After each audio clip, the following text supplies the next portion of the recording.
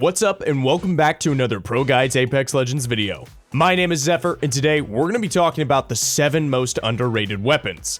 These weapons surely aren't the most meta ones, but given the right situation, they'll never let you down. But before we get to those, let's talk about our question of the day. If you could change one thing about Apex, what would you do? Be creative and let me know in the comments below. Let's start this list with the RE45. This weapon is often laughed at and really isn't comparable to the actual meta guns. At least, that's what a lot of players think. Here's the real deal though. Rather than pigeonholing yourself into thinking that the RE45 is primarily your main gun, you're in dire need of expanding your horizons. It's not meant to serve that purpose, no. It's better to carry it as a secondary gun that puts emphasis on your main weapon's high damage capabilities. It features a super high fire rate, which is powerful when you consider that you're mainly using it on flesh rather than body armor. More than often enough, it's not about a weapon's upfront damage, it's about adjusting its power to situations and locating those specific moments. And once you learn about those specific moments, you can recreate them yourself and give a weapon far more power than you ever thought it would have. And let's be honest, even on drop, it's an okay weapon to have as you're not severely handicapped in terms of movement once you aim with it. It features great hipfire accuracy and is quite powerful when it comes to close range and the early game. It's also easy to handle and the swap speed is a nice bonus on top. Therefore, cracking someone and then changing to it doesn't leave you unarmed for ages like other primary weapons. The next weapon on this list is a weapon that helps you out when it comes to griefing people quite a lot. Its unique gunplay and thematic is something that surely not everyone may identify with, but when it comes to its potential, it is quite the interesting selection. The Bocek is a silent weapon, and every third-party enjoyer should consider adding it to their repertoire. But here's the issue with the weapon which limits its potential. First, you have to find a unique ammo type that you can't use for any other weapon. Next to that, your damage dealt depends on the time spent drawing back the bowstring. Taking the game's pace into consideration and what you usually play with, it seems like a very niche choice.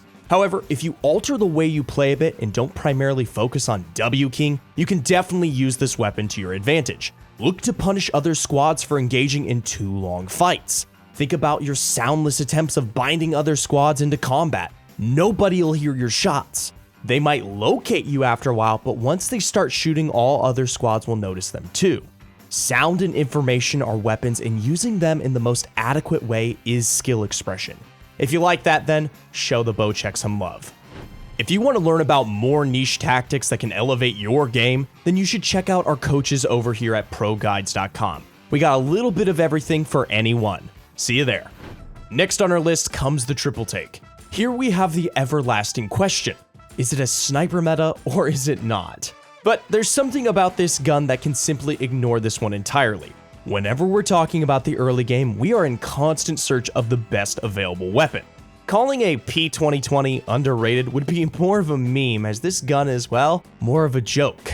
Most people would rather prefer using their fists or jump kicks over that choice. For the triple take, it's a bit different though. You can think of this sniper rifle as a shotgun-like weapon. If you're given the briefest moment to aim, you'll quickly understand what this gun can do. And even outside of ADSing, this gun causes a lot of headaches for the enemy. Its hipfire accuracy and its power is really potent for a sniper rifle, and it surely doesn't need a lot of skill to dish out solid damage with this gun. That's why you see a lot of players even suggest the triple take to farm damage badges, as it's so easy to hit and accumulate high numbers. So next time you drop and see a triple take during the early game, pick it up and treat it like a shotgun. I can guarantee you that once you get the hang of it, you'll gladly choose it every time you see it. The following gun is a special one when it comes to gunplay. It doesn't feature a limited magazine size, but rather a unique overheat mechanic. Thinking about this, it becomes quite the valid strategy to lock an enemy into combat and punish his limited mag size. It requires some training on your end since you're working with the overheat mechanics versus a normal reload, but nonetheless, once you're familiar with it, you can abuse it to the maximum, especially in close quarters or the early game. The main issue with this gun though is that once you're using it, you're kind of pigeonholing yourself into needing a gun that can deal damage on a range. Here's the reason. The L-Star's effective range is fairly low compared to other guns. It features a nice firing rate as well as a decent hipfire spread, but once the enemy is slightly a bit away, you're going to be missing every single shot on them. Due to this limited distance, it often feels underwhelming to use and can't really compete with weapons of a similar category. But given the context of super close quarters and the early game potency, I promise you, you won't be disappointed. If you want to learn more about specific guns and unique gameplay with them, you should take a look at our coaches. They'll be delighted to go with you every step of the way. Up next comes another weapon that is similar to the RE45, but just better, the Alternator. This weapon's trademark is its easy to control recoil and fire rate. Compared to other guns, it doesn't shoot quite as fast, which is a direct hit to the potential DPS, but it's therefore easier to handle in terms of accuracy. Thinking about this from that angle, you can already imagine that this gun isn't really meant to be used in super close ranges. Rather than literally being in the range to bump heads, you want to be roughly 15 meters in distance away.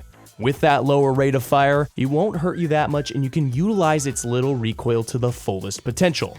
Similar to the other guns, it is yet another one that is best used during the early or perhaps mid-game. Sometimes given the right attachments and situations, it can be quite helpful later on, but most of the time it's inferior to the R301 or R99 for the respective purposes. But even when you think about it from that angle, it's still not a gun that is borderline unusable. Again, in this instance, you need to view a weapon not by their pure meta strength. View it on a situation-to-situation basis. You can't always have your desired loadout gifted to you. Sometimes you'll have to make do with whatever you're given. To make sure that you'll always end up on top though, you need to break down the fights. What gun is good for what purposes and how can you alter what you're doing to cater accurately towards your weapon? Or, if you want the Dark Souls approach, just get good. Next on our list is a gun that every controller player seems to love, and most keyboard and mouse players seem to struggle with.